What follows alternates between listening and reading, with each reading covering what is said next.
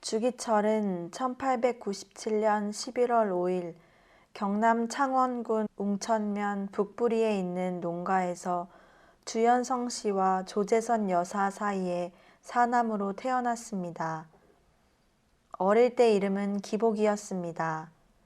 기복이 위로는 세 형과 세 누나가 있었는데 철이 들면서 자신이 배다른 형제임을 알게 되었습니다.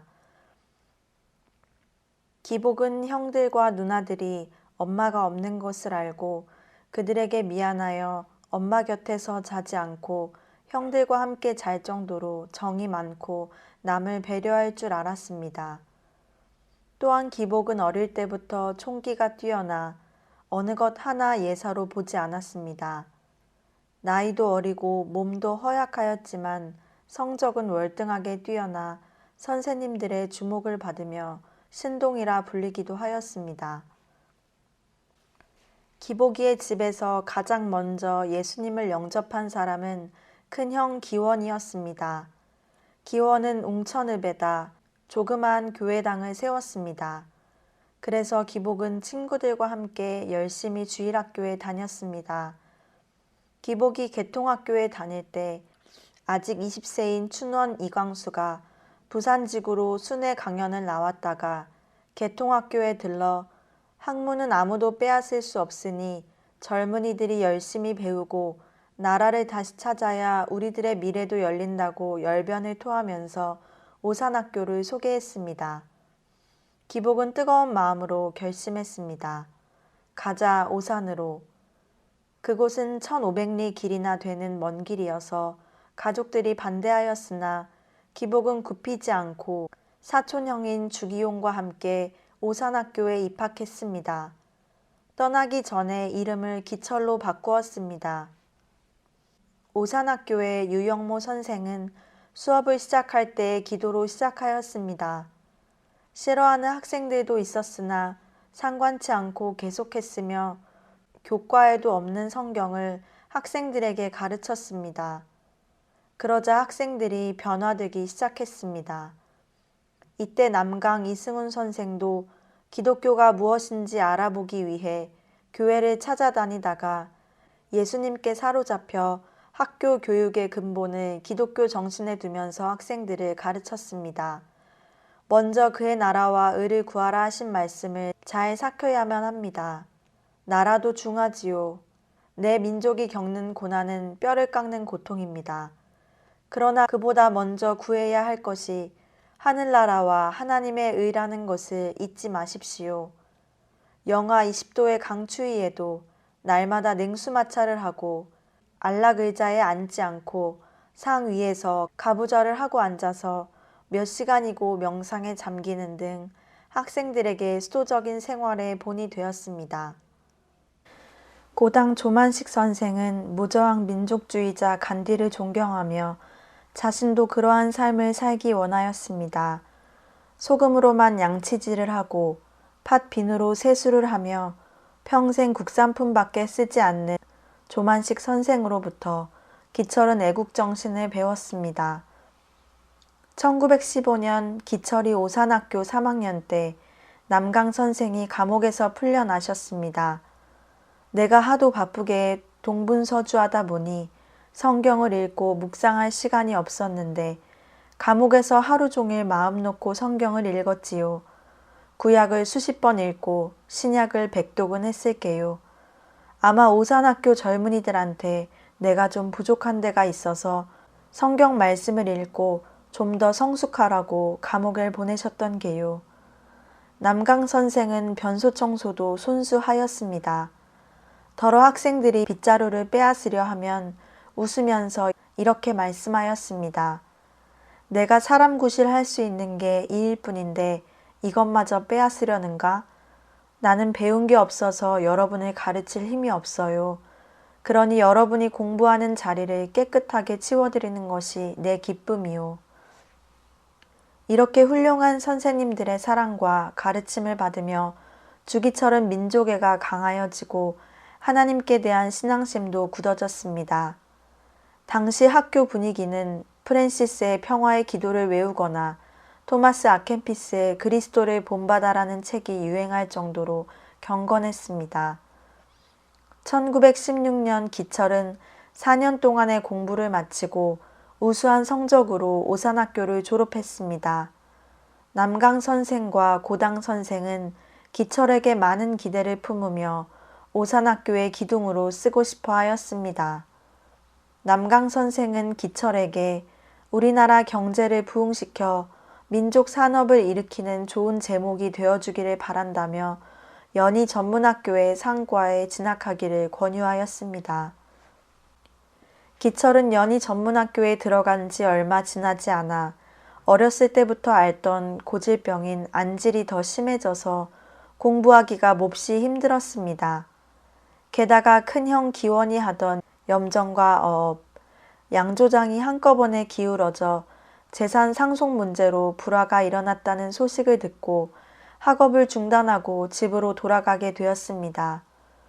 그 후 상속 문제도 어느 정도 해결을 보고 눈도 나았지만 몹시 쓸쓸한 나날을 신앙으로 달래면서 살아갔습니다. 새벽 기도에 열심히 참석하고 청년 집회에도 부지런히 나가서 봉사했으나 무엇인가 비어있는 듯한 허전한 마음은 채울 길이 없었습니다. 그러던 차에 이기선 목사님이 소개해준 안기영 씨의 막내딸 안갑수와 결혼 생활이 시작되었습니다.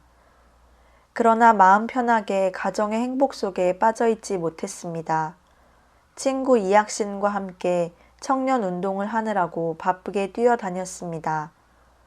그러나 때때로 기철의 마음은 감당할 수 없는 허망함에 빠지곤 했습니다. 많은 기대 속에서 흥분하며 일어났던 3.1운동이 실패로 끝났기 때문에 많은 신자들이 회의에 빠지게 되었습니다.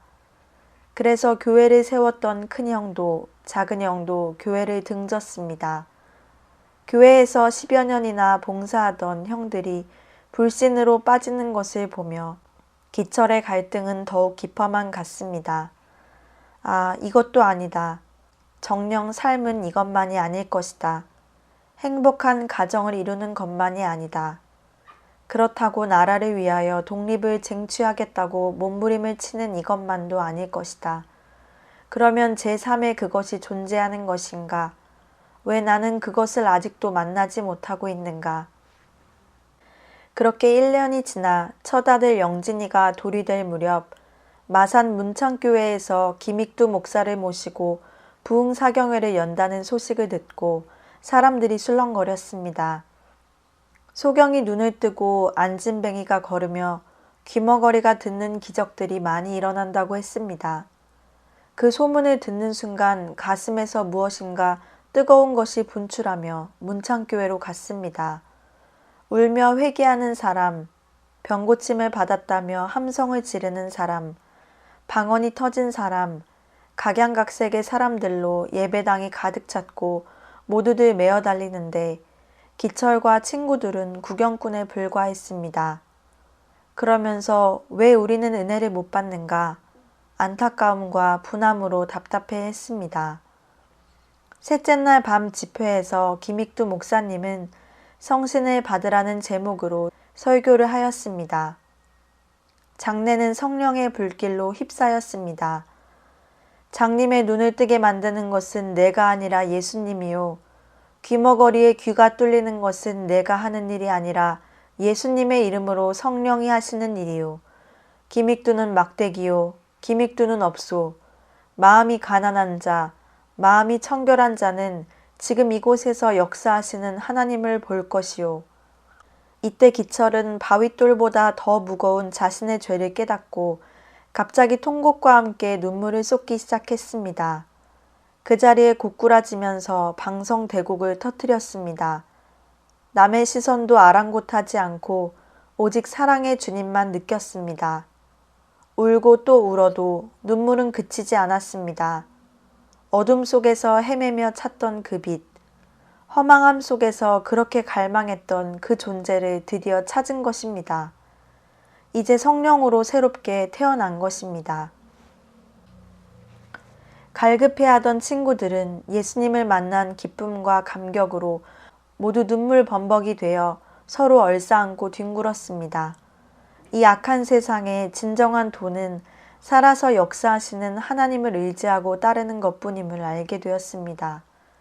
그해 11월 1일 주기철과 그의 친구들은 신학생이 될 것을 결심했습니다. 이 소식을 들은 형님들은 모두 화를 내며 반대했습니다. 그러나 기철은 머리를 빡빡 깎고 결심을 새롭게 했습니다. 기철은 미래를 보장해 줄 수 없는 이국 땅에 와서 고스란히 자신을 바치며 헌신하는 선교사들을 바라보면서 가슴엔 뜨거움이 솟아오르고 저절로 고개가 수그러졌습니다.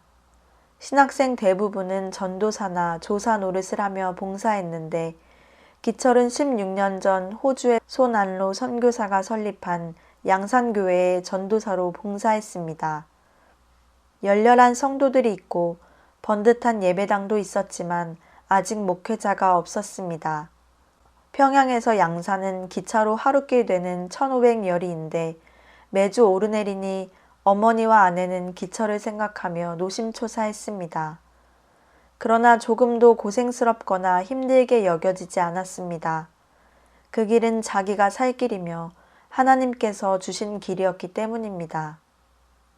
졸업을 몇 개월 앞둔 어느 날 남강 선생님이 친히 학교로 찾아왔습니다. 옥고를 치르고 60을 넘기며 연로해 가시는 모습을 뵈니 송구하면서도 가슴이 아팠습니다. 남강 선생은 그윽한 눈길로 기철을 바라보며 말씀했습니다. 우리 조선의 독립은 오직 교육에 달려 있어. 이것은 나 혼자의 뜻이 아니라 2천만 우리 조선의 요청으로 들어야 하네. 자네야말로 사람을 키워야 할 인재야. 이제 신학교도 마쳤으니 일본에서 유학하여 오산학교를 맡아주어야겠어. 자신을 이토록 믿어주시는 선생님이 너무나 감사했지만 기철에게는 이 제의가 유혹이었습니다. 죄송합니다. 선생님의 뜻을 잘 알고 있지만 이미 제 몸을 하나님께 다 바쳐버렸습니다.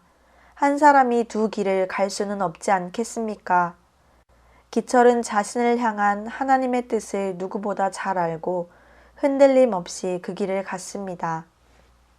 한편 일본 총독부는 조선 호정령을 공포하고 이탈리아의 무솔리니는 파시스트 내각을 조직했습니다. 전 세계가 뒤숭숭했습니다. 그때 동경을 중심으로 관동 일대에 엄청난 지진이 발생했습니다. 두려운 재앙 앞에 민심이 흉흉해지니까 이를 수습해 보겠다고 국리를 짜낸 것이 조선 사람이 불을 지르고 약탈을 일삼으며 우물마다 독을 풀어 죽이려 한다는 소문이었습니다. 그리하여 혈안이 되어 조센징을 찾아다니며 칼, 죽창, 몽둥이로 마구 죽인 것이 수천 명이었습니다. 게다가 러시아, 중국 등지에 열병처럼 퍼진 공산주의가 우리나라에까지 전염되고 있었습니다. 공산주의자들은 사회 청년 운동을 틀어잡고 정면으로 교회에 도전해 왔습니다. 이런 시국에 주기철은 1926년 3월 평양신학교를 19회로 졸업했습니다. 신학교를 다니는 동안 두 번째 아들 영만이와 세 번째 아들 영무기가 태어났습니다. 자식이나 아내를 호강시킬 수 있는 처지가 아니었기에 기쁨보다는 부끄러움이 앞섰습니다. 예수님이 가신 길을 뒤따라갈 수가 있을까? 세 아들과 아내와 어머님을 이끌고 나는 목회자의 길을 가야 한다. 약간의 불안과 두려움이 있었지만 분명한 것은 주님께서 동행하시리라는 것이었습니다. 그는 1926년 봄에 설립된 지 33년 되는 부산 초량교회의 위임 목사가 되었습니다. 주 목사는 비상한 고심과 정성으로 대개 목요일까지 설교 원고를 작성했습니다. 방 두 칸의 어머니를 모시고 아이들과 함께 살았기 때문에 서재가 없어 집보다는 교회에서 많이 생활하며 산에 가서 철회하기가 일쑤였습니다. 주 목사는 하나님의 말씀을 전하는 감격과 기쁨이 넘쳤습니다.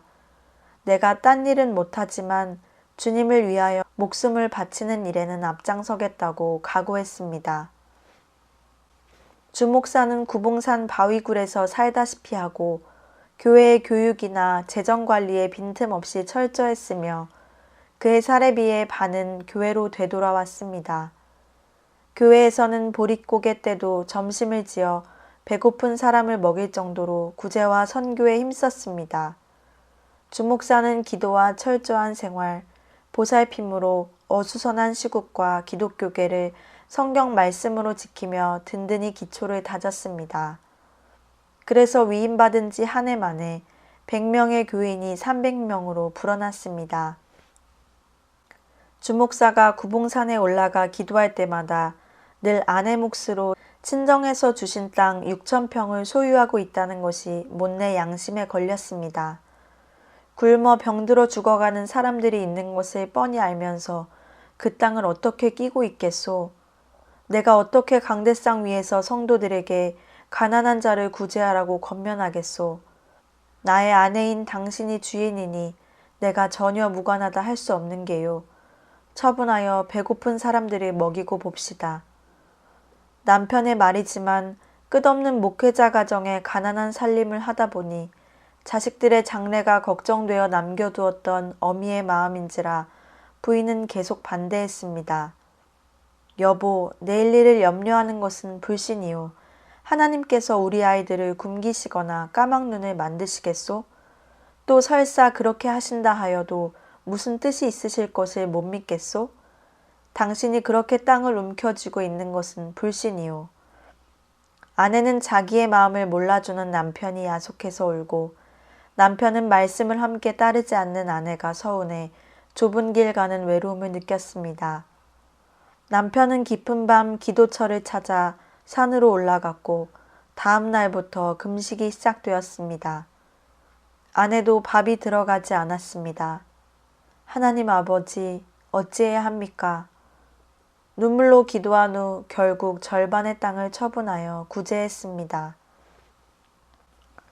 한편 그는 24회 경남 노회에서 부회장으로 피선되고 25회 노회에서 다시 유임되었습니다.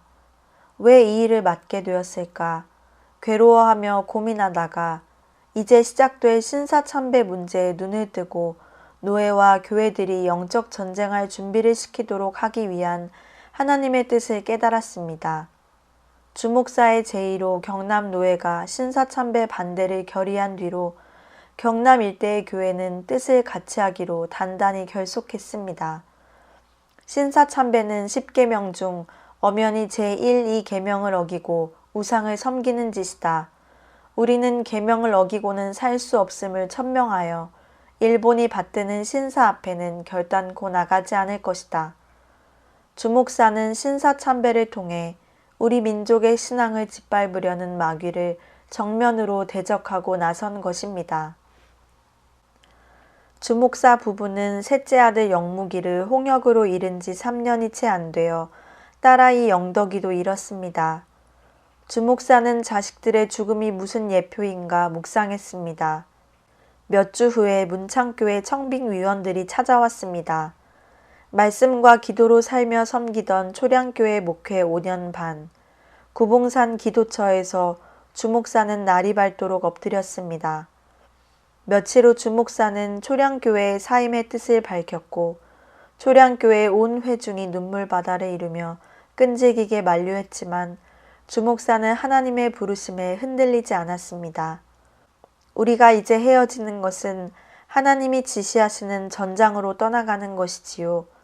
우리의 이 발걸음은 영적 전쟁을 향해 내딛는 첫걸음이 될 것이요. 우리가 각기 헤어져 가는 그 자리는 주님이 함께 하시는 영적 전쟁터인 것이요. 1933년 암울한 기후는 점점 무겁게 조선 땅을 짓눌렀고 전 세계를 휩쓸고 있는 경제 위기가 일본의 군국주의를 더욱 부추겼습니다. 일본은 북벌을 꿈꾸면서 조선 땅을 군수기지로 만들기 위하여 혈안이 되었습니다.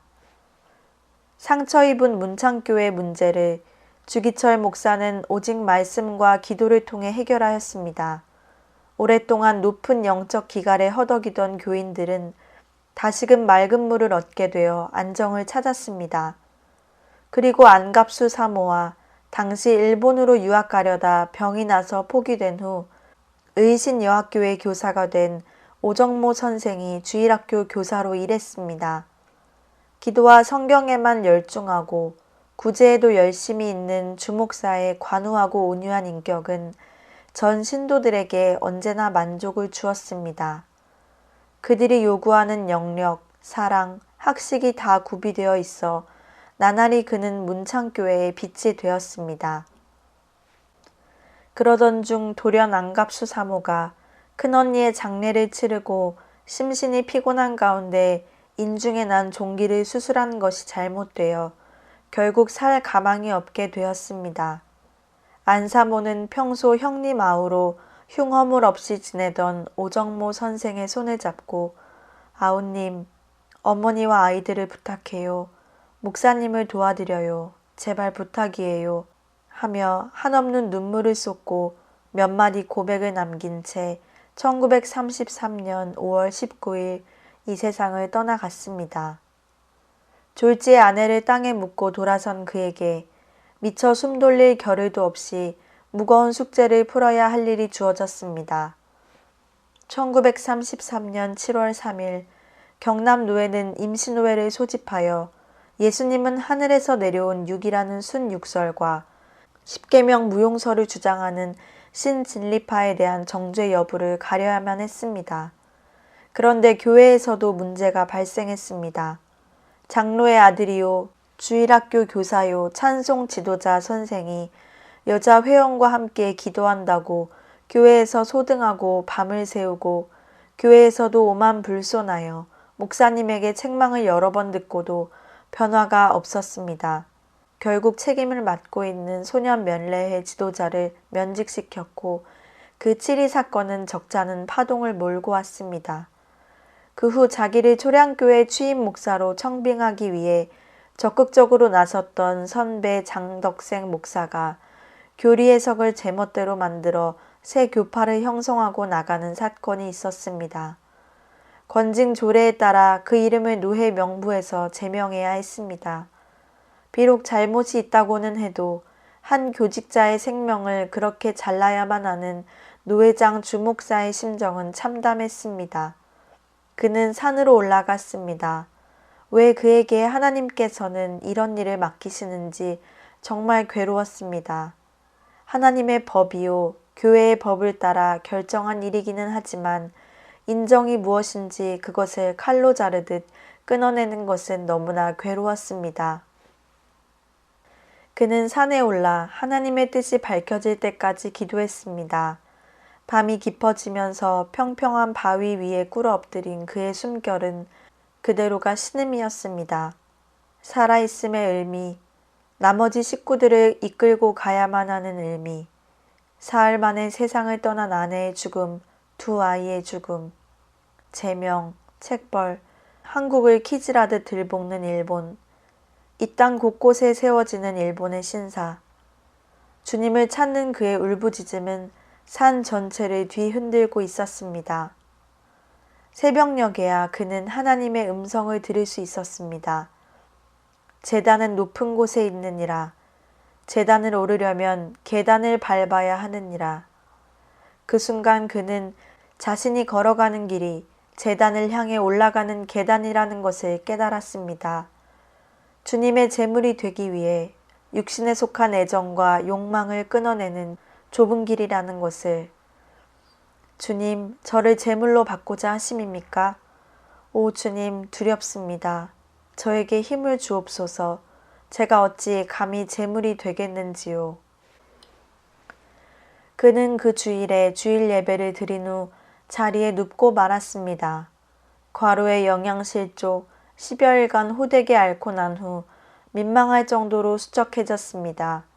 1934년 목사님의 건강이 더욱 안 좋아지자 재직들이 재혼 문제를 들고 나섰습니다.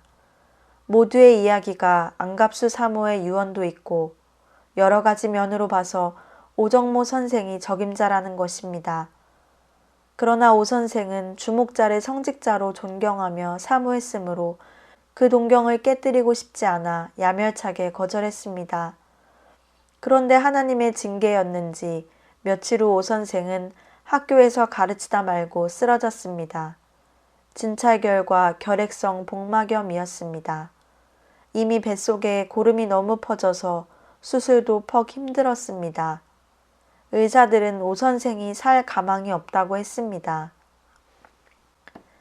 그런데 기적적으로 조금씩 호전되어 가고 있었습니다.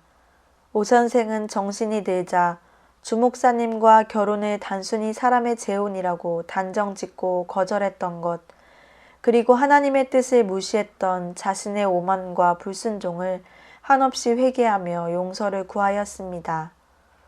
오늘 제가 살아있음은 목사님의 돕는 배필이 되라는 뜻으로 믿을 수밖에 없습니다. 목사님의 처분대로 하겠습니다. 이 보잘것없는 목숨을 이어주심이 바로 그 일을 맡으라 하심임을 지금 알았습니다. 금강산에 있는 장로교 수양관에서 수양회가 열렸습니다. 장로교 총회 모든 목사와 선교사 200명이 일제히 모여 조선교회의 당면 문제며 과제를 두고 기도하며 의논하기로 되어 있었는데 거기서 주 목사는 예언자의 권위라는 제목으로 설교했습니다. 엘리야의 권위, 예레미야의 권위, 세례 요한의 권위는 일사가고 연후해야 이루어졌습니다. 여러분 몰라서 말을 못하십니까? 우리가 왜 벙어리가 되었습니까? 오늘 목사도 일사가고 연후에 할 말을 해야만 목사의 권위, 예언자의 권위가 설 것입니다. 그런데 우리는 아무 까닭 없이 일본의 한낱 순경 앞에서 쩔쩔매고 서야. 그러나 미처 그 대목의 말을 맺기도 전에 장내를 찢을 듯한 제지의 소리가 단상을 가로질렀습니다. 단상은 일경들과 목사들로 아수라장이 되었고 참석자들 모두가 일경에게 맞아 피를 흘리고 멍이 든 채 그 밤을 지내고 강제로 해산을 당하였습니다. 한편 일본에 건너가 공부를 하던 몇몇 목사들에게서 일본 순회전도 강연을 부탁받아 한 달 이상 전도 강연길을 떠나게 되었습니다. 돌아온 후 평양의 산정현 교회에서 그를 청빙하는 편지를 받았습니다. 그는 편지를 내려놓고 무악산으로 올라가 엎드렸습니다. 왜 저를 부르십니까? 왜 남쪽 끝에 있는 제가 그곳으로 가야 합니까? 그날 밤 오정모 사모는 이상하리만치 생생한 꿈을 꾸게 되었습니다. 이에 주목사 부부는 하나님의 부르심에 대한 더 강한 확신을 얻고 순종의 길로 나갔습니다. 1936년 7월 새로운 목사를 맞이하는 산정현 교회는 잔치 분위기였습니다. 산정현 교회는 민족주의자들이 총본산으로 자타가 공인할 만한 교회이고 중산층을 웃도는 식자들이며 재력을 가진 사람들이 교인이 되는 것을 은근히 자랑으로 여길 만큼 특수층을 수용한 교회였으니 순수한 신앙을 이끌고 지켜갈 일이 간단치 않을 것을 예상하며 주목사는 산정현 교회 안에서 먼저 영적 전투를 시작할 결심을 했습니다. 일본도 이에 맞서듯 주목사가 산정현 교회로 부임해온 그 시기에 악명을 떨치는 군인 출신의 미나미 지로를 서둘러 조선 총독으로 내보냈습니다. 주기철 목사는 신앙은 조국이나 민족을 초월한 절대 절명의 것이어야 하며 민족운동을 위한 신앙이란 존재할 수 없으며 조국 해방이 신앙의 목적이 될 수 없다는 것을, 신앙의 민족사적 결실은 먼저 그의 나라와 그의 의를 구한 다음에 허락되는 하나님의 선물임을 산정현 교회 교인들에게 밝히 전했습니다. 그리고 산정현 교회가 신사참배에 대처할 사항들을 말했습니다.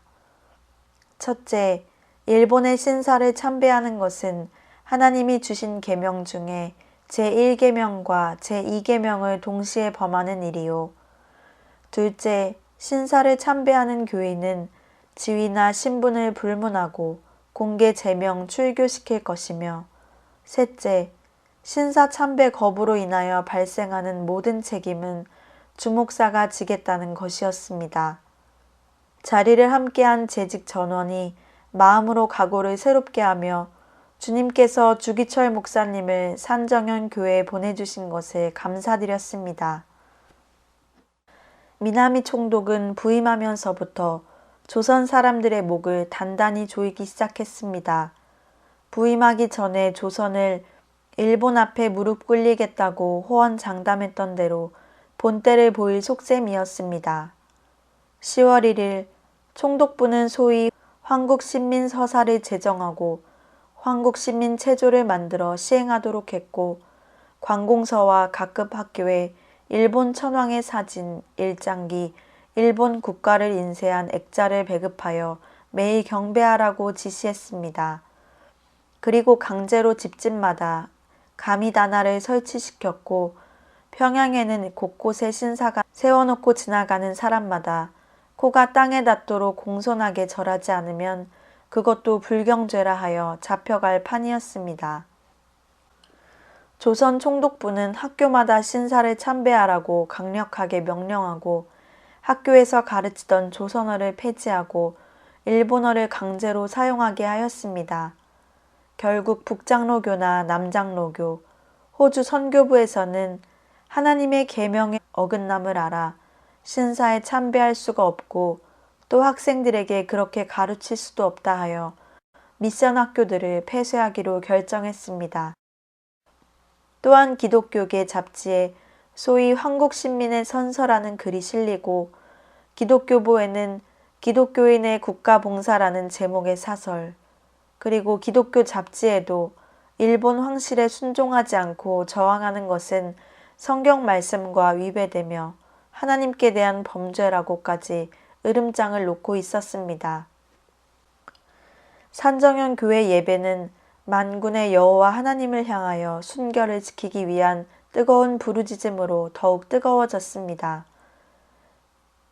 주기철 목사 부임 후에 산정현 교회 교인은 600명으로 불어났습니다. 목사님은 예배당을 신축해야 한다는 생각을 굳혀갔습니다. 세상이 뒤숭숭할수록 우리들의 신앙 근거는 든든해야 합니다. 우리가 몸부쳐 사는 집은 고대 광실이면서 예배 처소가 이렇게 초라해서야 어떻게 일본과 맞서서 신사 참배 문제로 당당하게 싸울 수가 있겠습니까? 주일 오후 당회로 모인 자리에서 건축 예산 5만 5천 원에서 4만여 원의 헌금이 자원하여 거쳐졌고, 이 소문은 시중이 들썩할 만큼 자자하게 퍼졌습니다. 하나님께서 하시는 일임을 확신했습니다. 1천여 평 대지 위에 본당 250평, 종실 150평에 식당과 당회실까지 포함되어 있었습니다.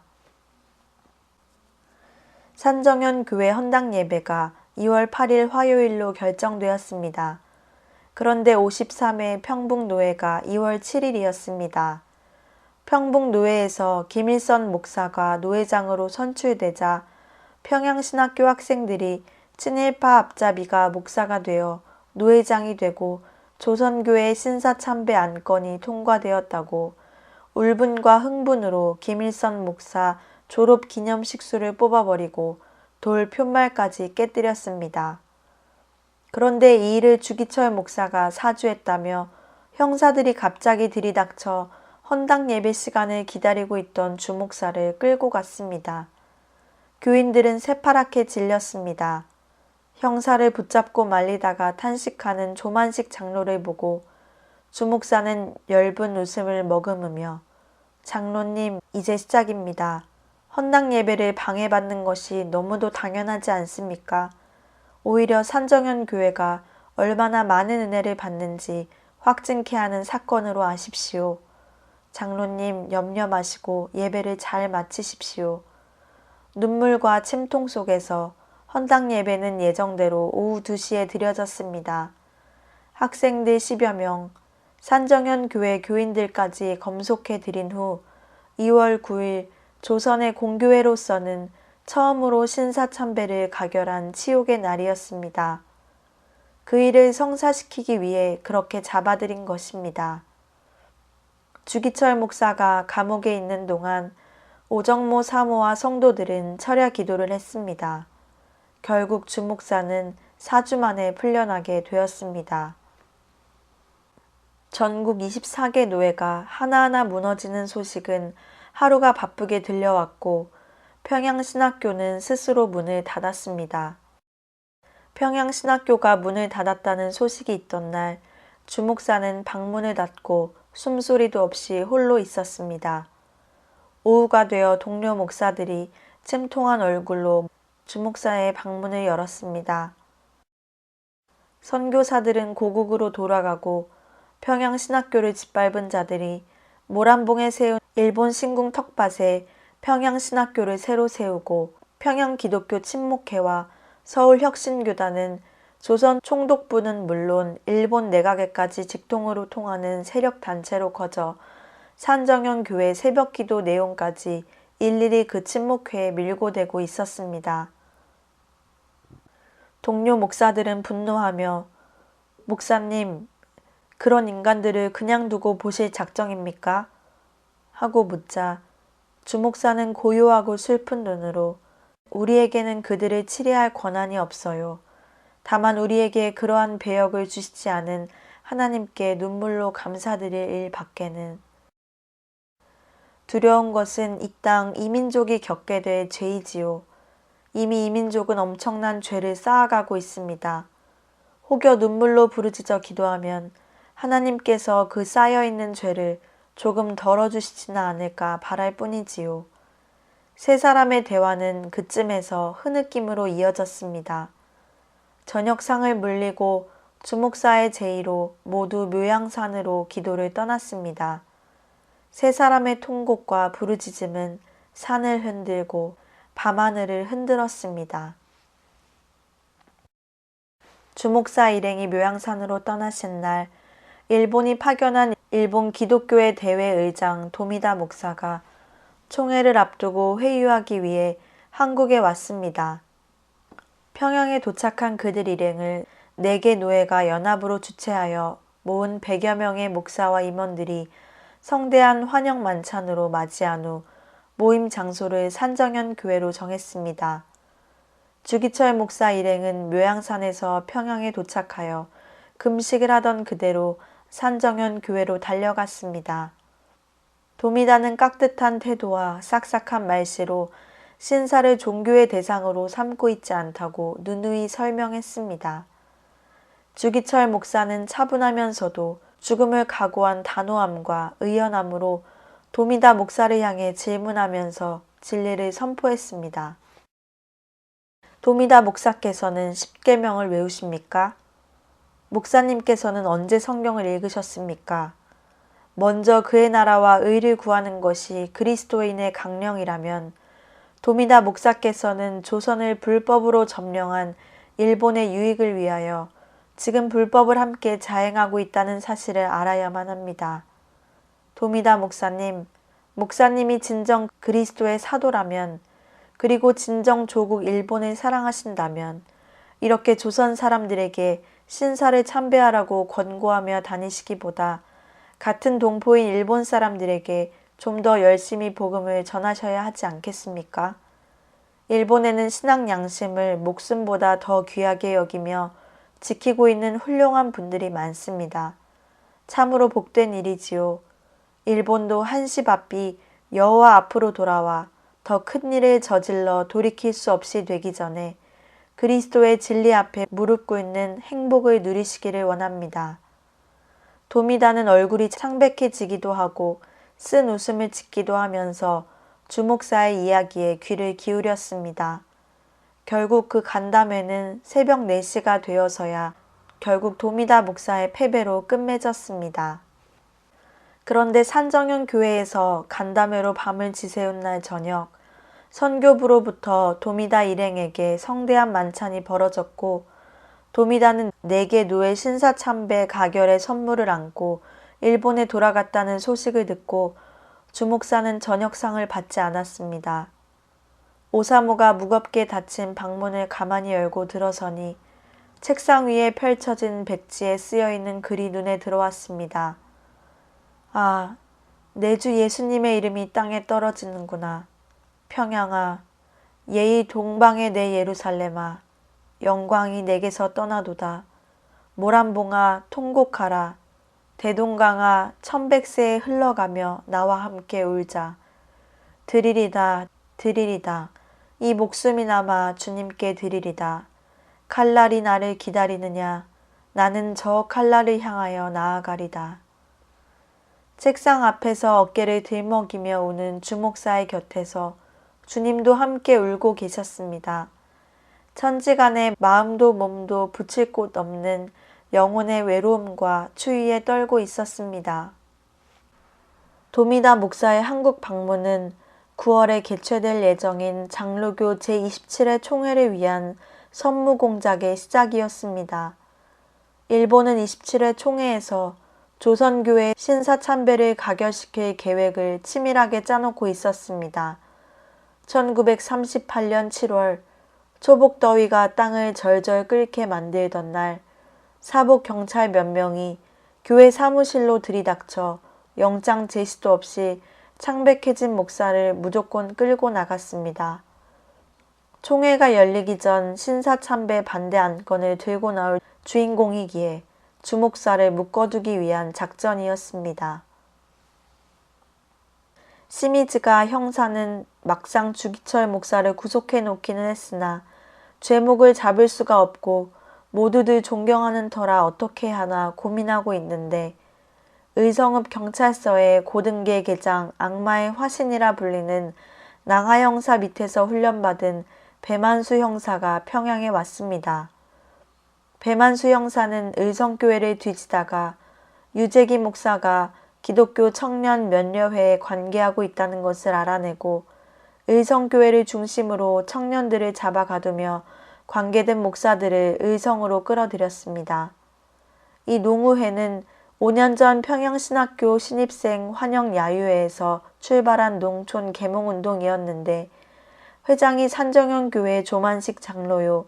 교인들 중에 몇 사람이 중요한 인물임을 알고 주기철 목사를 주동자로 추적한 것입니다. 8월 10일 평안남도에 있는 장로 교회들이 너도 나도 앞장서듯 신사참배를 결의하고 있을 때 주기철 목사는 교회가 무너지는 처절한 소리를 들으며 의성으로 끌려갔습니다. 그의 도착은 고문의 시작이었습니다. 검도용 몽둥이가 자주 부서졌고 앉혀놓고 짓이기는 매질이 지루해지면 천장에 가로지른 강목에다 발목을 묶어 매달아 놓고 가죽 채찍을 휘두르며 비행기를 태웠습니다. 낭하와 배영사, 문영사가 차례로 지하 고문실을 드나들었습니다. 주목사를 거꾸로 메어 달아놓고 고춧가루를 가득 푼 주전자 물을 코와 입으로 쏟아 부었습니다. 극심하던 고통은 순간 끊어져 무의식 속에 빠졌고 고춧가루 물고문은 숨통만을 막는 것이 아니라 혈관도 타붙게 만들었습니다. 주목사는 감방에 있던 청년이 내미는 밥덩이를 간신히 받아들고 무릎을 꿇고 눈물을 흘렸습니다. 주님, 아무것도 생각이 나지 않습니다. 나는 마치 완전히 버림받은 자 같을 뿐이오며 갈 곳이 아주 없는 자 같이 되었습니다. 부끄러움도 모르겠고 희망이라는 것을 처음부터 모르는 자 같이 되었습니다. 주님, 성찬으로 받사오니 주님께서 저와 함께 하심을 확증하게 하시옵소서. 불쌍히 여기시고 새 힘을 주시옵소서. 한입 베어 무른 밥덩이는 그의 목구멍을 찢으며 넘어갔습니다. 목구멍은 밥 한 덩이를 넘기면서 전신에 불을 붙였습니다. 그러나 기이하게도 그 순간 그의 영혼은 불빛을 만난 듯 밝아졌습니다. 터지고 깨어진 그의 전신으로 기쁨의 전류가 번개처럼 흘렀습니다. 고통을 감내하는 것은 자기 자신이 아니라 신비한 힘이 얹혀져 있었습니다. 그것은 고통과 고난이 깊을수록 정금처럼 빛나는 생명과 사랑의 빛이었습니다. 농우회 사건은 당초에 낭하 형사와 배만수 등이 기대했던 것만큼 성과를 거둘 수가 없었습니다. 약이 오른 배 형사와 낭하 형사의 고문은 더 그들은 주목사의 손톱을 잡아 뽑았습니다. 그리고 손톱뿌리가 남아있는 자리를 대나무 바늘로 쑤시고 찔렀습니다. 주여, 이들을 불쌍히 여기소서. 이들을 용서하소서. 기절한 주목사의 얼굴에 물을 끼얹고 의식이 깨어난 주목사를 널판자에 눕혀놓고 사지를 묶었습니다. 그리고 아랫도리를 벗긴 뒤에 알코올에 적신 탈지면을 감은 꼬챙이를 요도에 쑤셔 넣었습니다. 찢겨서 피가 흐르고 면도날로 아랫배를 점여내는 듯 했습니다. 주님, 이것을 겪게 하시려고 내 목구멍에 밥을 넣어 주셨나이까? 이것을 겪게 하시려고 나의 숨을 이어 주셨나이까? 오 주님, 십자가, 십자가, 십자가 위에 주님 나를 받으소서. 나를 그 품에 감추어 주소서. 얼마나 고문이 심했던지 의성 경찰서에서 고문을 받던 전도사 목사들이 고문 끝에 맑은 정신을 잃고 실성을 했다는 소식이 들렸습니다. 한편 평안 장로회는 신사참배는 교리에 배타되는 것이 아니다 고 선언하며 9월 2일에 경안노회도 정기노회에서 신사참배를 가결했습니다. 9월 9일 총회가 열리기 전 총 노회 27개 중 과반수가 넘는 17개 노회가 신사참배를 스스로 가결했던 것입니다. 드디어 장로회 27차 총회가 9월 9일 평양의 서문박 예배당에 219명의 총회 참석자가 모여들었습니다. 참석자 219명 사이사이에 경찰관 97명이 끼어앉아 장로회 총회가 아니라 경찰관 모임 같았습니다. 살벌한 분위기 속에서 임원 선거를 하고 허둥지둥 신사참배 가결 절차로 쳐들어가듯 들어갔는데 조선의 교회는 신사참배를 하지 않을 것이요 신사참배를 반대하오 하고 반대를 외친 사람은 조선 사람이 아닌 미국 선교사였습니다. 사복 경찰 몇 사람이 순식간에 달려들어 그를 끌고 나갔습니다. 총회장이 가결 선포를 하자 30여 명의 선교사들이 우르르 일어나 이것은 불법이라고 항의하였습니다. 형사에게 멱살을 잡혀 끌려나가던 선교사 한 사람은 울음 섞인 목소리로 소리쳤습니다. 그리고는 끝내 통곡을 터뜨렸습니다. 방청석에도 흐느낌이 번져갔습니다. 의성에서 주목사의 면회를 허락한다는 전갈이 오자 오사모는 먹는 것도 있고 자는 것도 있고 한달음에 달려갔습니다. 낭하 형사와 배 형사는 오사모를 앉혀놓고 회유하였습니다. 주목사는 시국에 대해 아주 둔하더군요. 그러니 부인께서 면회를 하시면서 요즘에 돌아가는 사태를 잘 설명하시고 신사참배하겠다는 약속을 하도록 설득하세요. 아시겠습니까? 그것 한 가지면 당장 석방입니다. 형사실 문이 열렸습니다. 주목사의 모습은 너무도 처절했습니다. 깎지 못한 수염 속의 얼굴은 백납 빛이었습니다. 안질이 도저 벌겋게 충혈되었고 저고리는 헐렁하여 허수아비에게 걸쳐놓은 옷처럼 보였습니다. 손가락으로 건드리기만 해도 건불처럼 쓰러질 것만 같은 모습이었습니다. 그러나 그는 오사모를 발견한 순간 생기를 얻고 웃었습니다. 반가움과 희망, 지옥과 같은 형편에서 벗어나고 싶은 열망이었습니다. 오사모는 피가 나도록 입술을 깨물고 그 자리에 무릎을 꿇고 엎드려 절했습니다. 목사님 장하십니다. 조선의 교회가 다 무너져도 목사님이 견디시는 한 우리 주님의 교회는 그 자리에 건재합니다. 목사님 승리하셔야 합니다. 주님께서 목사님의 승리를 끝까지 지켜보시며 기다리고 계십니다. 갑자기 배 형사가 머리채를 잡아채었습니다. 아니, 이런 독한 계집이 있나? 제 서방을 석방시키도록 말을 거들랬더니 더 견디고 승리하라고? 세상의 서방을 죽음의 길로 몰아넣는 독한 여편네로구만. 머리채를 잡아뜯기면서도 오사모는 목사님, 우리 기도가 결코 헛되지 않습니다. 목사님 지금까지 견디신 것처럼 기도하시면서 견디십시오. 모두들 잘 계시니 집안 염려는 하지 마세요. 산정현 교회도 꿋꿋하게 잘 견디고 있습니다. 교인 중에 아무도 십계명을 어긴 사람이 없습니다. 배 형사는 오사모를 내동댕이 쳤습니다.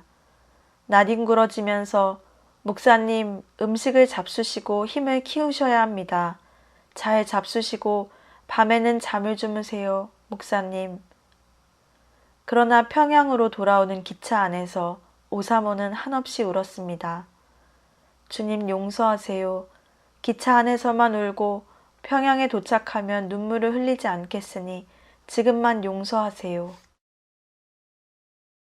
주목사를 설득하기 위해 배 형사와 낭하 형사는 고향 웅천에서 형님들을 끌어와 인정으로 유혹해 보았으나 주목사는 오히려 형님들에게 신앙의 권고를 해주니 형사들은 분을 품고 이를 갈았습니다. 그들의 계획대로 되지 못하고 결국 다음해 2월 농우회 사건으로 구속된 사람들은 검찰청으로 넘겨졌고 검찰에서는 유재기 목사 한 사람만 기소를 하고 나머지는 모두 무혐의로 석방하기로 결정을 했습니다. 2월 5일 주일 아침 평양역에는 수많은 사람들이 주기철 목사를 마중 나와 있었습니다. 주 목사를 발견한 순간 찬송가가 한꺼번에 터져 나왔습니다. 내 주는 강한 성이요 방패와 병기 되시니 큰 환난에서 우리를 구하여 내시리로다.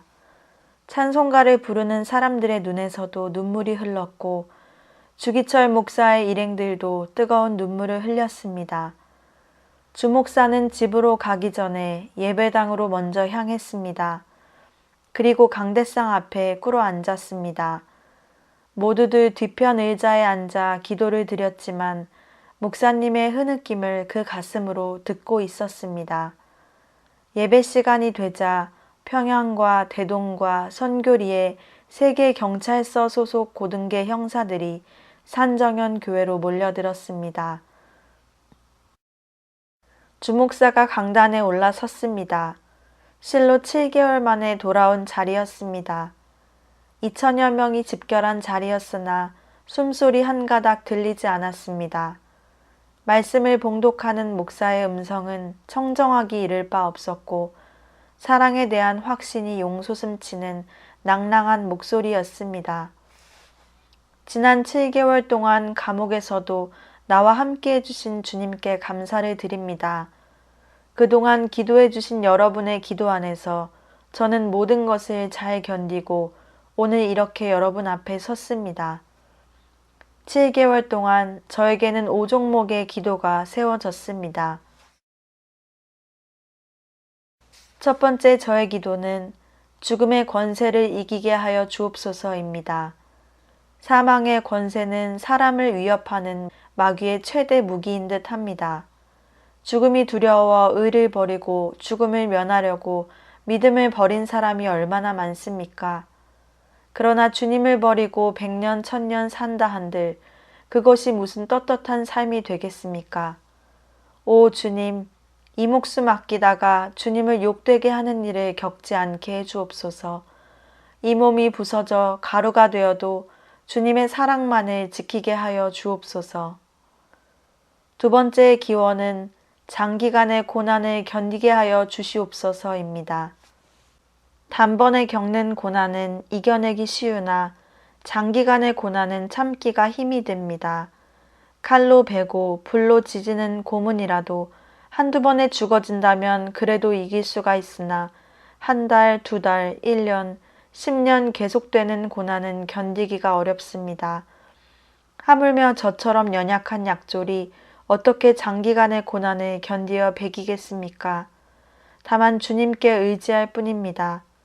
주님을 위하여 주어지는 십자가를 내가 이제 피하였다가 이 다음에 주님이 너는 내가 준 유일한 유산인 십자가를 어찌하고 왔느냐고 물으시면 내가 무슨 말로 대답하랴. 세 번째는 노모와 처자와 교우를 주님께 부탁하는 기도입니다. 나에게는 팔순을 바라보는 어머님이 계시고 병든 아내와 아직 어린 자식들이 있습니다. 아들로 태어나 자식의 의무도 중요하고 한 사람의 가장으로서 하나님이 주신 자식들의 아비가 된 책임도 무겁습니다. 늙으신 어머님을, 병든 아내를, 어린 자식들을, 불안해하는 양떼를 선한 목자이신 주님께 맡겨드립니다. 인간을 얽어맨 인정해 주리 나를 얽어매지 않도록 기도해 주십시오. 부모나 처자를 예수님보다 더 사랑하는 자는 예수님께 합당치 않다 하셨으니 저로 예수님께 합당한 자가 되도록 도와주옵소서. 네 번째로는 의에 살고 의에 죽게 하여 주십시오입니다. 사람이 세상에 태어나 사람으로서 마땅히 행하여야 할 의가 있습니다. 나라의 신민이 되어서는 충절의 의가 있고 여자가 되어서는 정절의 의가 있고 그리스도인이 되어서는 그리스도인의 의가 있습니다. 이 몸이 어려서 예수님 안에서 자랐고 예수님께 헌신하기로 10번, 100번 맹세했습니다. 예수님의 이름으로 밥 얻어먹고 목사가 되어 영광을 받다가 하나님의 계명이 깨어지고 예수님의 이름이 땅에 떨어지게 된 오늘 이 몸이 어찌 죽음을 피하려 하겠습니까? 인생은 짧고 의는 영원합니다. 사랑하는 교우 여러분, 의에 죽고 의에 삽시다. 부디 예수로 죽고 예수로 삽시다. 다섯 번째, 내 영혼을 주님께 부탁합니다. 오 주님 예수여, 내 영혼을 주님께 부탁합니다. 십자가를 붙잡고 쓰러질 때 내 영혼을 받아 주시옵소서. 혹여 옥중이나 사형장에서 저의 목숨이 끊어질 때 저의 영혼을 받아 주시옵소서. 아버지의 집은 나의 집, 아버지의 나라는 저의 고향이로소이다. 더러운 땅을 밟던 내 발을 씻어서 저로 하여금 하늘나라의 황금길을 걷게 하옵시고 죄악 세상에서 부대끼던 저를 깨끗게 하사 영광의 조건에 서게 하시옵소서. 저의 영혼을 주님께 의탁하나이다. 아멘. 눈물 바다를 이룬 산정연 예배당에서 그날 그 자리에서만은 모든 사람이 하나였습니다. 일본의 앞잡이로 손가락질 받던 조선 형사들까지 눈물을 머금었습니다. 주기철이 집으로 돌아온 뒤 6개월 후의 일입니다. 8월 초순 어느 주일 예배 시간이 임박하여 여러 명의 형사대가 찾아와 당장 설교를 중지하라고 하였습니다. 그러나 나에게 설교권을 주신 분은 하나님이라며 예배 시간이 되자 어김없이 강단에 서서 설교하였습니다. 그날의 설교가 있은지 나흘째 6명의 형사들이 사택으로 들이닥쳤습니다. 형사들이 웅성거리며 들어서는 것을 본 순간 목사님의 얼굴은 백납처럼 창백해졌습니다. 매 순간 각오를 하지만 막상 그들이 나타났을 때 한순간의 공포가 그의 육체와 정신을 덮쳤습니다. 주기철 목사는 무릎을 꿇고 앉아 눈을 감았습니다. 오직 십자가의 예수님을 바라보게 하소서. 주님의 도우심이 없이는 한 걸음도 나아갈 수가 없사오니 저를 지켜주옵소서. 저의 어리석음과 나약함을 저보다도 주께서 더 잘 아시오니 제가 감당하는 것이 아니옵고 주께서 감당하시는 것임을 한시도 잊지 않도록 도와주시옵소서. 아버지, 제가 당하는 고문으로 조선의 2천만 백성이 신앙을 지킬 수만 있다면 이 고문으로 저를 제물 삼아 주소서. 이 백성이 이 매를 맞지 않고 신앙을 지킬 수만 있다면 이 매를 저 혼자서 맞게 해 주시옵소서. 고문신을 싣는 주목사를 형사들 서너 명이 달려들어 잡아 끌었습니다. 주목사는 한 번도 뒤를 돌아보지 않았습니다. 이미 혈육의 정은 하나님께 맡겨드리고 주님이 주신 십자가를 지고 주님을 따라가는 외로운 하나님의 종이었습니다. 주목사를 연행하자마자 지하실에 끌어다 놓은 시미즈가 형사는 고통을 더 주기 위해 고문의 순서까지 자신이 정했습니다. 그날은 주목살을 먼저 거꾸로 메어 달았습니다. 그리고 주전자에 고춧가루를 풀었습니다. 피가 머리로 내리 쏟아지고 눈알이 당장 빠질 듯 했습니다. 코로 입으로 들이붓는 고춧가루 물은 뇌수를 긁어 흔들며 단번에 숨통을 막았습니다. 목구멍이 찢어지고 콧속이 타는 듯 했습니다. 그들은 주목살을 천장에서 끌어내려 엎어놓고 등을 발로 밟고 옆구리에 발기질을 했습니다. 코로 입으로 들어갔던 고춧가루 물이 다시 조금씩 밀려나왔습니다. 그들은 주목살을 의자에 묶어놓고 전기 고문을 했습니다. 그때 호련히 주목사 입에서 찬송이 흘러나왔습니다. 이 세상 험하고 나 비록 약하나 늘 기도 힘쓰면 큰 권능 얻겠네. 주의 은혜로 대속하여서 피와 같이 붉은 죄 눈같이 희겠네. 내 맘이 약하여 늘 넘어지오니 주 예수 힘주사 굳세게 하소서. 아니 이게 무슨 소리야. 형사들은 얼굴을 흉측하게 찌푸렸습니다. 예수한테 힘을 달라고 노래를 한다? 생명이 오락가락하는 고문을 받으면서 노래를 부른다고? 그러면 비행기를 타고 고춧가루 물을 마시면서도 노래를 부르는지 한번 다시 시켜봐. 주목사는 다시 천장에 거꾸로 메어 달렸습니다. 그리고 코와 입으로 쏟아붓는 고춧가루 물을 들이켰습니다. 주여 나를 주님 곁으로 부르소서. 나의 육체가 슬프오니 내 슬픔을 거두어 주소서. 주여. 산정형교회 교인들은 목자 잃은 양떼였습니다. 주일마다 편하설 선교사가 설교를 하지만 주목사가 지금 이 시간에도 고문을 당하고 있다는 생각을 가슴에 품고 있는 교우들은 하나처럼 기운이 없었습니다. 며칠 후 평양경찰서에서 산정현 교회로 긴급 호출령이 떨어졌습니다. 경찰서로 간 교회 중진들에게 경찰서는 지시사항을 주면서 협박을 했습니다. 교회 재직은 모두 매주일 반드시 한 번씩 신사참배를 이행할 것. 설교 또는 교회 사무는 재직들이 집행하고 서양인과 기타 다른 사람은 교회 일에 관여하지 못한다. 3. 이 사항들에 관한 결정을 금일 오후 3시까지 회답할 것. 4. 이상 3가지 항목 중에 단 한 가지라도 불응할 때에는 당장 내일부터 교회를 폐쇄한다. 이제는 주기철 목사와의 싸움이 아니라 산정현 교회와의 싸움이 구체적으로 시작된 것임을 모두가 알고 있었습니다. 주일 예배는 눈물의 예배였습니다. 예배를 감시하던 형사들이 분위기를 살벌하게 만들었습니다.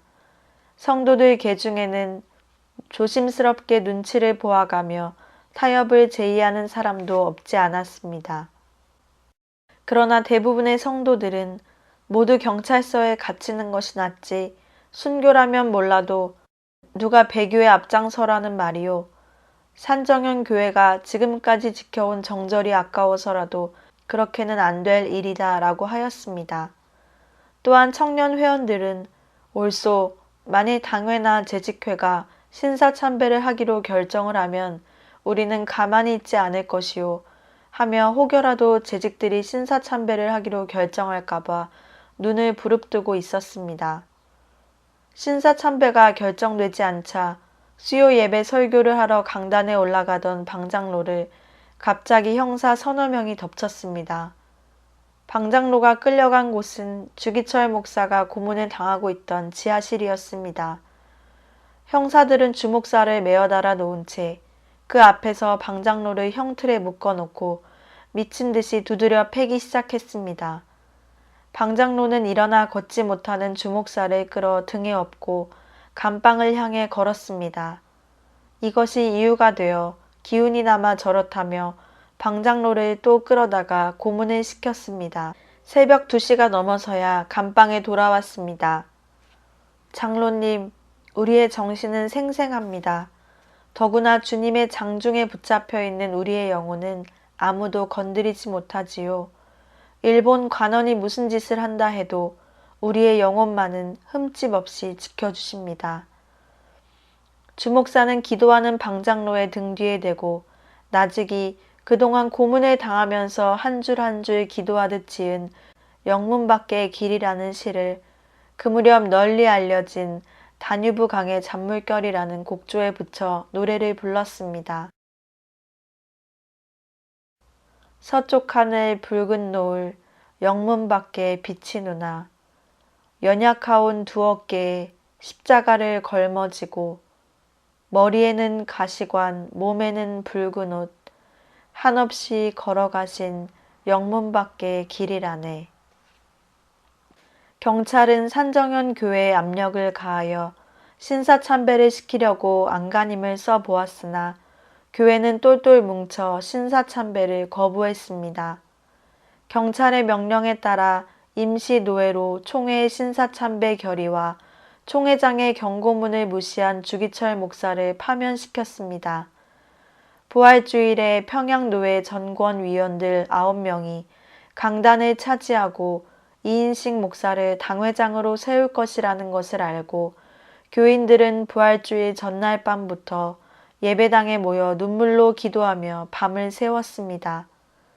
주일 예배 시간이 다가오자 양재현 집사가 204장 내주는 강한 성의요와 십자가 군병들아를 이어서 부르며 절대로 중단하지 말자고 외쳤습니다. 교인들 모두는 예배당을 뒤흔들고 하늘을 흔들 만큼 우렁차게 찬송을 불렀습니다. 9명의 수습위원 목사님들과 경찰 40여 명이 밀어닥쳐 중지를 시키려 악을 써댔으나 곧 찬송 소리에 묻혀버렸습니다. 화가 난 형사들이 교인들을 잡아 끌어내고 내동댕이 치며 감옥으로 끌고 갔습니다. 피가 흐르고 옷이 찢겼으나 찬송 소리는 그치지 않았습니다. 결국 경찰은 예배당을 폐쇄시켰습니다. 경찰은 이제 주기철 목사의 가족들이 기거하고 있는 사택도 빼앗았습니다. 그리고 육조리에 있는 헛간 같은 비참한 단칸방으로 이사시켰습니다. 그러나 가족들은 고생하는 주목사를 생각하며 오히려 감사했습니다. 주목사를 취조했던 국가경사는 목사의 거룩한 모습을 보고 주기철 목사가 국사범만 아니었다면 나는 정말 주목사를 존경할 뻔했소 라고 고백했습니다. 그리고 자주 주목사를 화제로 올리며 그의 신앙을 칭찬하며 주목사의 하나님을 두려워했습니다. 평양경찰은 일단 주기철 목사를 가석방이라는 명목으로 방면할 방침을 세웠습니다. 가석방의 소식을 들은 산정현 교회 교우들은 서로 얼싸안고 울며 웃으며 기뻐했습니다. 주기철 목사를 보고 환호하는 사람들을 보며 주 목사는 잠깐 멈칫했습니다. 그 환성 속에서 그는 다시 이어질 끔찍한 고문을 보는 것이었습니다. 그러나 곧 미소를 떠올리며 손톱이 다 빠져 아직 아물지 않은 손으로 한 사람 한 사람의 손을 경배하듯 잡았습니다. 그리고 산정현 교회 먼지 앉은 강단 앞에 무릎을 꿇고 엎드렸습니다. 주님, 주님이 견디셨습니다.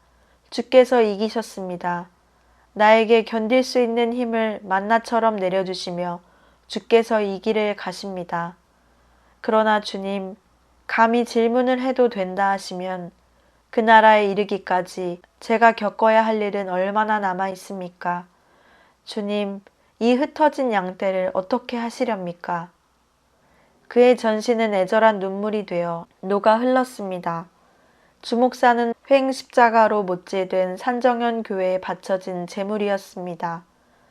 계속해서 좁은 길을 가면서 찢어지고 찢어진 그의 영혼과 육체, 남들은 그를 이미 위인이라고 불러주지만 그는 철저하게 홀로 그 길을 가야만 하는 것이었습니다. 신사참배 반대 운동을 하던 목사들과 장로들이 모여 비분관계로 자리가 뜨거워졌습니다. 신사참배한 목사들을 예수님의 이름으로 징계하고 신사참배 반대하는 이들이 모여 새 노예를 만들어 교회 재건 운동을 시작하자는 것이었습니다. 침묵만 지키는 주목사의 의견을 묻자 여러분의 말씀 모두 옳습니다. 그러나 우리 모두 인간의 나약함을 슬퍼하십시다. 심판은 하나님 한 분이 하시도록 맡겨드리면 어떻겠습니까? 우리는 뒤에서 기도할 수밖에 다른 길이 없겠습니다.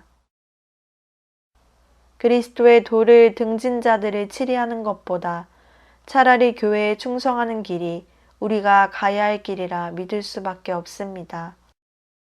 6월 중순 오후 형사떼가 몰려와서 위협하며 나오라고 소리치자 주목사는 안색이 창백해지며 앉아있던 자리에서 눈을 감았습니다. 주기철은 쓰러진 어머니 앞에 꿇어앉아 손을 잡고 기도했습니다. 하나님 아버지, 불효한 자식의 봉양보다 자비하신 주님의 보호하심을 의지하오니 어머님을 지켜주시옵소서. 이 몸은 주님의 발자취를 따라가겠나이다. 소식을 들은 장로들과 교우들이 집으로 몰려들었습니다. 주목사는 저 높은 곳을 향하여 날마다 나아갑니다를 선창하였습니다. 모두들 목매인 소리로 눈물을 쏟아가며 찬송을 함께 불렀습니다. 다음 해 초봄 느닷없이 형사가 들이닥쳤습니다. 특별 면회라고 하면서 식구들 모두 함께 데리고 갔습니다. 특별 면회라는 말에 노모는 솔깃하고 광조는 그저 좋아하며 따라 나섰습니다. 그런데 3층 형사실이 아닌 지하 고문실로 데려갔습니다. 시멘트 방에 세 식구를 밀어넣고 유리벽으로 되어 있는 맞은편 간방에는 갖가지 고문 도구가 있었는데 그 방으로 주목사가 들어오는 것이었습니다. 형사들은 가족들이 보이는 앞에서 주목사를 잔인하게 고문하기 시작했습니다. 노모는 기절하여 시멘트 바닥에 쓰러졌고 오사모는 어머니를 무릎에 안고 엎드려 숨차게 주님만을 찾았습니다. 주목사가 기절하니 천장에서 끌어내려 이제는 고춧가루를 주전자에 풀어 그 물을 목사의 코와 입에 붓기 시작했습니다. 형사는 주목사 고문받는 것을 지켜보지 않는다고 노모와 오사모를 발길로 걷어차고 머리끄덩이를 끌어 내동댕이 쳐가며 소리를 질렀습니다. 주목사의 배가 출산 직전의 임산부처럼 부풀어 오를 때까지 붓더니 이제는 목사의 배에 의자 둘을 엎어놓고 배를 짓눌렀습니다. 그러자 뒤로 처져 있던 입에서 코에서 귀에서 물이 쏟아져 내렸습니다. 핏물 같기도 진물 같기도 한 검누런 빛의 물이었습니다.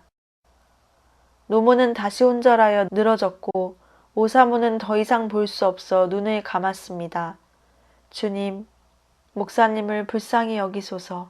우리를 불쌍히 여기소서.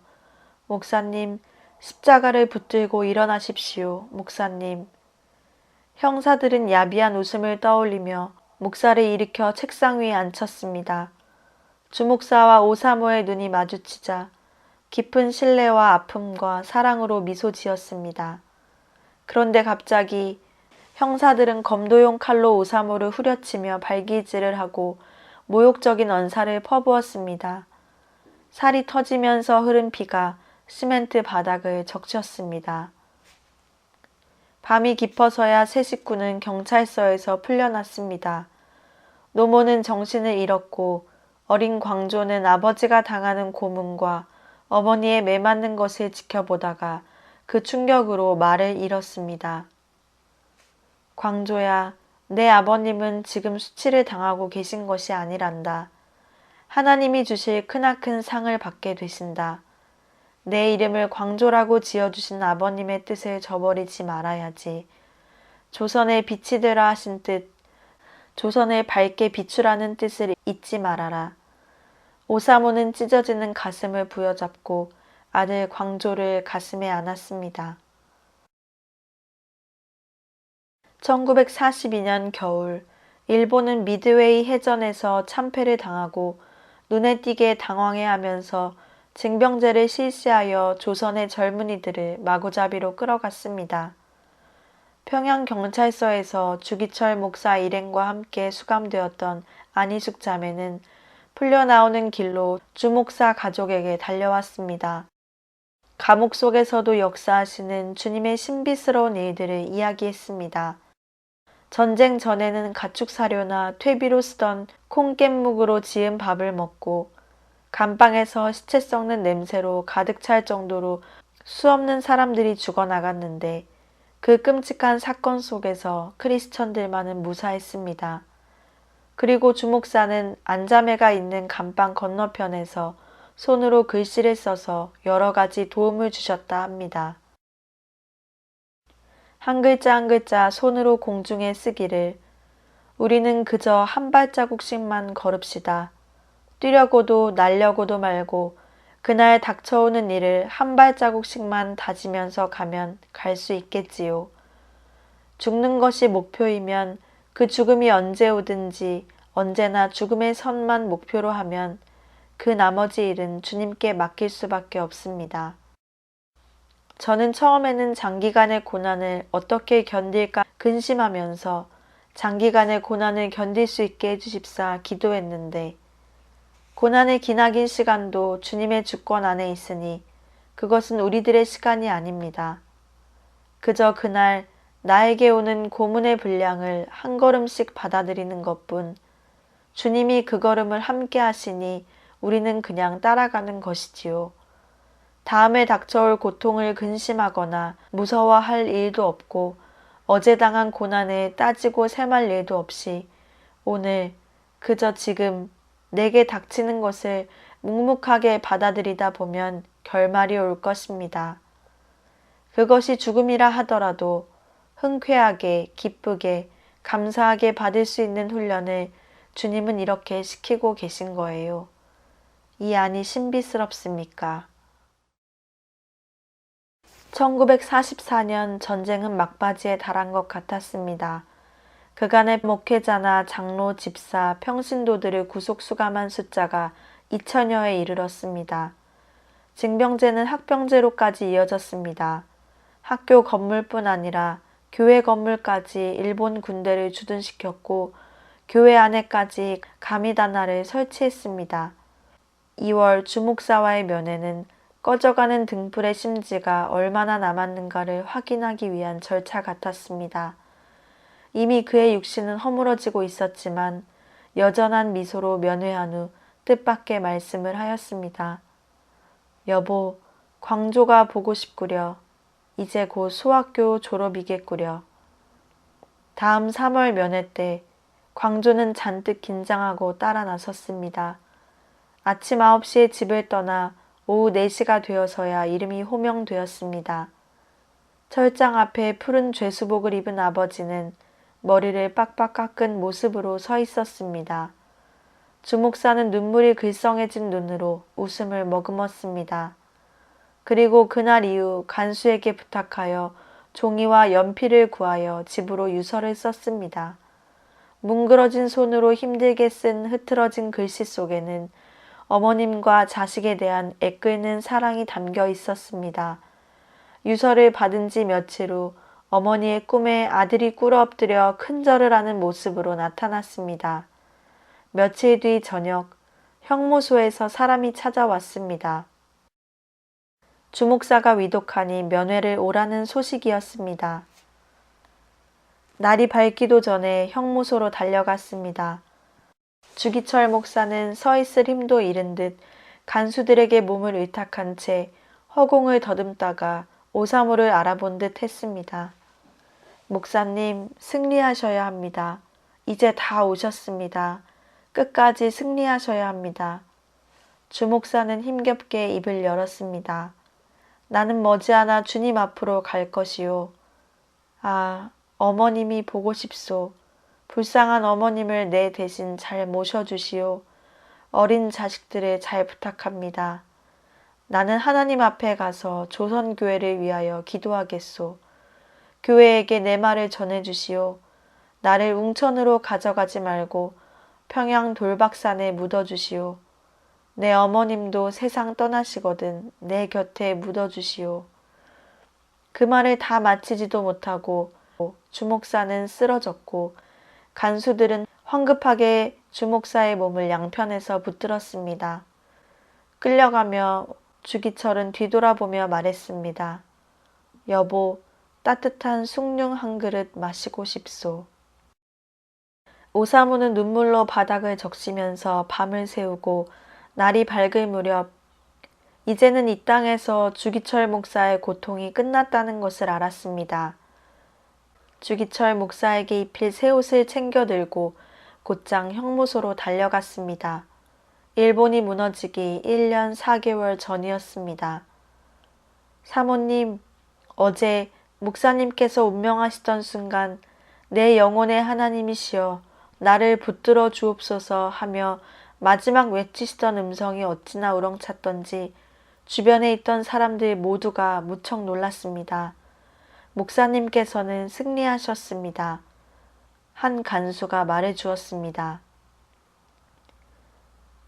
장례일인 화요일 아침에는 눈부시도록 화창한 햇살이 쏟아졌습니다. 평양 고등보통학교 정문 앞 광장이 인산인해를 이루었습니다. 경찰관들이 몰려들었으나 수많은 사람들 기세에 눌렸는지 아무런 행동 개시도 하지 못했습니다. 기자묘 앞을 지나서 대성산 공동묘지, 주목사가 그렇게도 그리워하던 돌박산에 이르렀습니다. 어머니를 사랑한 효자, 아이들의 훌륭한 아버지, 애정을 가진 남편, 연약한 육신을 입은 인간 주기철. 그러나 그 인간의 애절함과 연약함을 지고 좌로나 우로 치우치지 않고 십자가만 바라보며 묵묵히 한 걸음씩 주님을 따라간 하나님의 종. 오직 하나님을 사랑하기에 그 명령에 겸손히 순종한 충성스러운 종이었습니다.